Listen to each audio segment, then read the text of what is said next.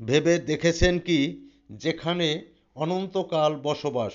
আসসালামু আলাইকুম রহমতুল্লাহ। সম্মানিত ব্যক্তিগণ, আমি আপনি আমরা সবাই নিজের শরীর থেকে শুরু করে বাসা বাড়ি গাড়ি সব কিছু সুন্দর পরিপাটি করে সাজানোর জন্য কত কিয়েই না করি এবং কত অর্থ খরচ করি। যেখানে অনন্তকাল বসবাস করতে হবে সেই মাটির নিচের ঘরখানি সাজানোর জন্য যে সমস্ত সরঞ্জাম উপটৌকনের প্রয়োজন আছে সেগুলো সঠিক সুন্দরভাবে তৈরি আমরা করতে পেরেছি কিনা বা পারবো কিনা সেদিকে আমরা একটু ভেবে দেখার বিষয়।